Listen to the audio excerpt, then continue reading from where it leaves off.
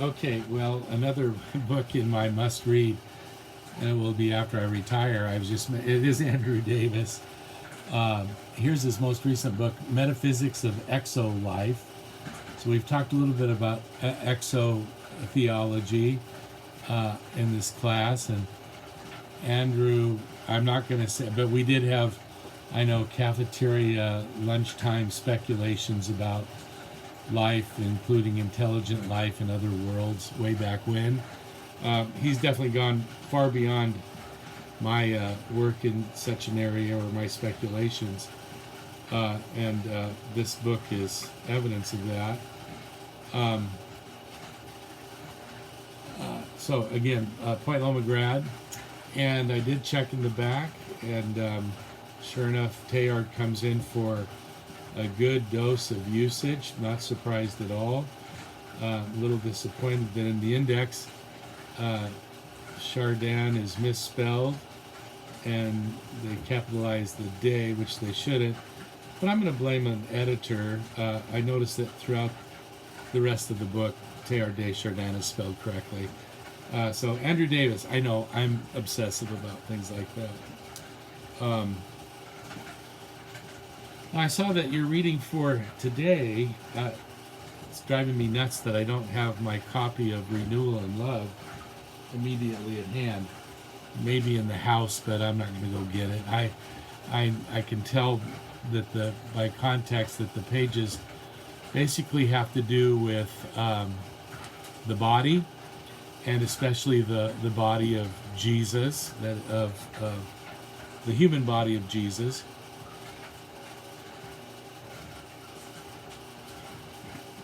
And the fact that the early church, led mostly by the writings of Ignatius of Antioch, who was martyred probably somewhere around year 115. If he made it to Rome, he had to go on a long forced march with Roman guard all the way from Antioch in present-day Turkey to Rome, and that's a long march. But if he did make it, he undoubtedly met a relatively quick demise in a arena, either to a gladiator or more likely to wild animals, as he himself imagined in some of his writing on the way to churches that were on the route that he was traveling. That's Ignatius of Antioch. Right? And there's so much we could say about him.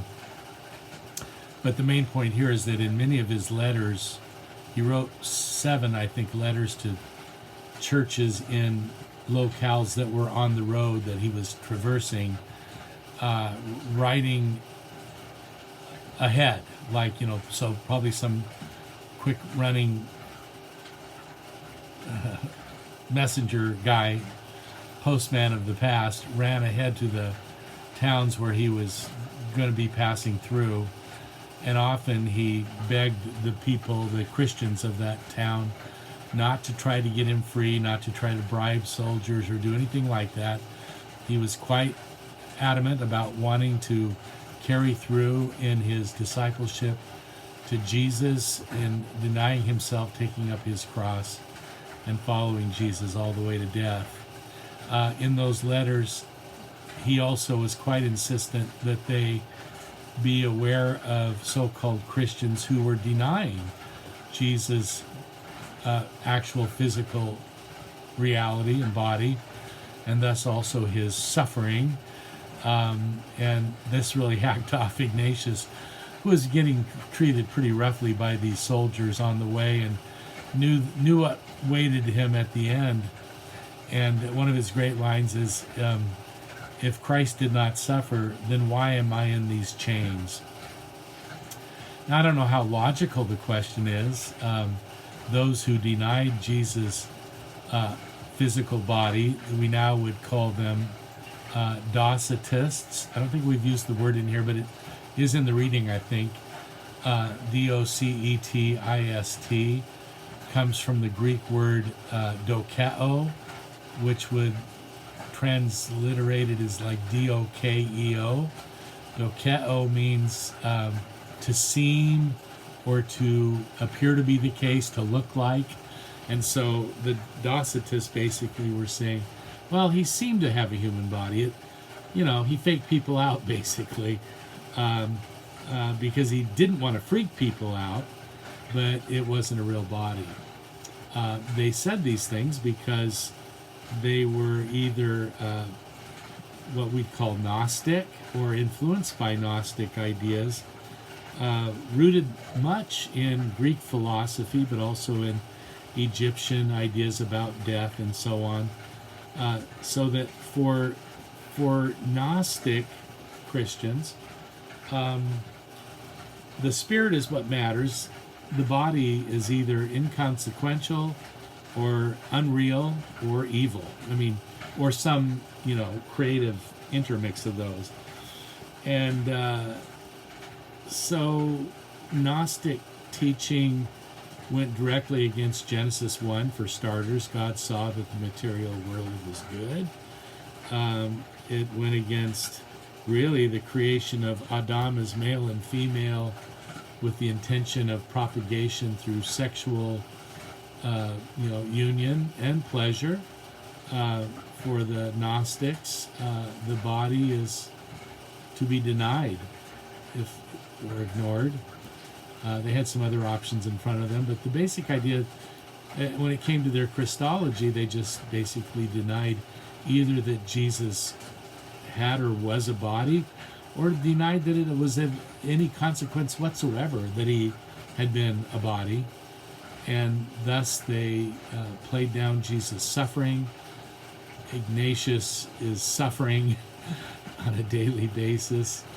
He writes in one of his letters, well, when I get to Rome and I get into that arena, I love this line. It's one of my favorites in the history of theology. I hope the lions are hungry. And at first I thought, bring them on. Arr. The more I thought about it, I thought, yeah, I'd want the lions to be hungry too. I may have mentioned this one to you earlier in the semester, but I just want to, if they're not hungry, they're just going to pick at you, slowly. Piece by piece, make you into a long, leisurely, no, you want them to be good and hungry. Make quick work and put you to end. But he imagined his bones being mangled and his flesh being torn, and he got a little graphic. But the main point is that he, and then later another thinker whose name starts with an I, Irenaeus, they're both in that reading. Irenaeus of Antioch, or no, not of Antioch, Ignatius of Antioch, Irenaeus of Lyon, in what is now France.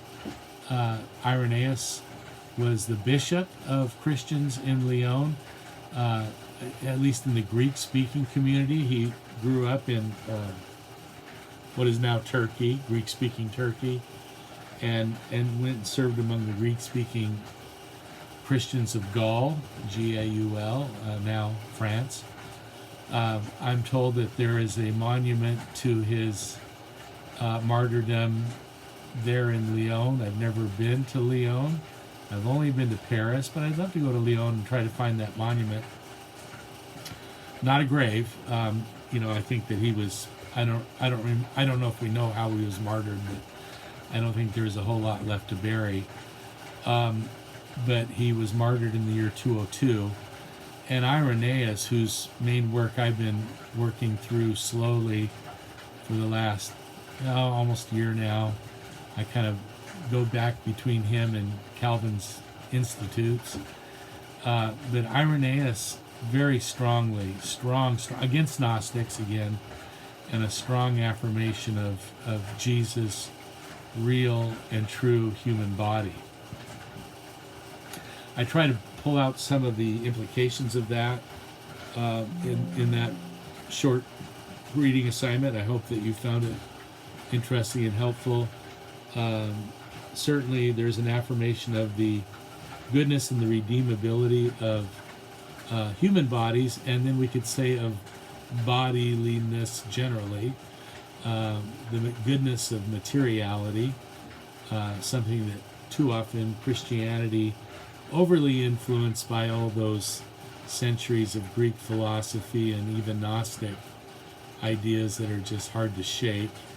I'm always looking for a way to push back against that. Well, so you have that reading, and then I guess I never did get this to you to read. I'm going to talk about it briefly. I'll really try to keep it brief. This is a book called This Is My Body, co-edited by a couple of young, bright young Wesleyan type scholars. They are members, or at least were, I can't speak about their present affiliations, but they were leaders in the Wesleyan Philosophical Association. I've had only occasional rubbing of the shoulders with this philosophical association, but I did write a paper. They did a conference dedicated to the question of what does the Wesleyan tradition contribute, like, to contemporary philosophical thinking about bodies and bodiliness. And this is actually a very important philosophical discussion, especially in what we call continental philosophy, which, if you know our philosophers at Point Loma, my friend and colleague and next door neighbor in the office, Heather Ross, is definitely our continental philosopher. Then there's also what's called the analytic tradition. This is more rooted in logic, and we'll just say logic for starters. And if you know anything about our philosophers, you know that Rob Thompson is our more typically analytic philosopher. It's not that philosophers can't cross over that border, but it just so happens that our pair of philosophers tend pretty well to embody these two leading streams in contemporary philosophy. Well, so the question of what does the Wesleyan tradition contribute, my title was there room in Wesley's anthropology for anybody? So anybody, but I put together, maybe you can see it there. I don't know. It doesn't. Was there room in Wesley's anthropology for anybody, comma, particularly that of the lowly Jesus? That is, the body of the lowly Jesus. And did I have a longer title here? No. But the language, I'll just say, of the lowly Jesus comes from a hymn. Is there a friend like the lowly Jesus? No, not one. No, not one. So originally well, that really wouldn't have worked. Was there room in Wesley's anthropology for anybody, particularly the body of the lowly Jesus? No. I guess you say no, not really. No, not really. But I just leave it as a question. And in fact, while I like the essay, it's not a huge loss that you don't read it. Basically, I point out that Wesley had two sermons entitled What is Man? And in both of these sermons, fundamentally, Wesley is a dualist. I think I've mentioned this in class. I'm not wild about the fact, but it was pretty typical of his time. That is, he had a very strong dualism of body and soul. So when in Psalm 8, which we've read, and it asks, what is Adam? That you would be mindful of us, O Lord, And Wesley says, well, David didn't really answer the question very well, because he never talked about the fact that we're souls, and that as souls we are very important to God. And in fact, one soul is more important than the whole universe. And he goes on and on quite a bit about souls. And so given that that has strong repercussions for his Christology, and what I think it tended to do is so downplay the body that it was difficult for John Wesley to maintain a very healthy recognition, let alone celebration of Jesus' true human bodilyness and body in this world. And I quote some of his less, he speculates that early in his ministry, when he's in his hometown and his fellow Nazarenes want to throw him off a cliff, that he passed through their midst, is what Luke says. He passed through their midst and left the town. And Wesley had a comment on it, probably by becoming invisible. And, I just want to tear up my hair. There is no evidence whatsoever that in Jesus' earthly life and ministry, he would be capable of turning invisible any more than you're capable of it. We're not taking Jesus' human nature and existence seriously at all when we say things like that. He also speculated, I'll just end with this, that Jesus, as he died on the cross, was so in control of what was going on. And I'm not saying he's the only person who's ever said this. I just think they're all equally nuts. He was so in control that he chose the moment of death. He chose the moment when he would surrender up his spirit, basically, to leave that body, as though he were up there on that cross, just kind of, counting the moments and deciding the best time to check out. Again, whatever capacities human beings might have for such acts as those, to go in that direction is really to take much less seriously Jesus' true agony and physical and emotional suffering, and to make it more something like the divine nature was sort of just pulling all the strings. Again, I just don't see evidence for this in the Gospels themselves, and I think that Wesley really missed the boat. So my essay basically says, I don't think that Wesley really contributes much at all. The one thing we can say is that Wesley was always open to learning new things. Like, so if Wesley were alive today, he would, I think, assume a very old universe. I think he'd be willing to accept the scientific, biological, genetic, fossil evidence for evolution.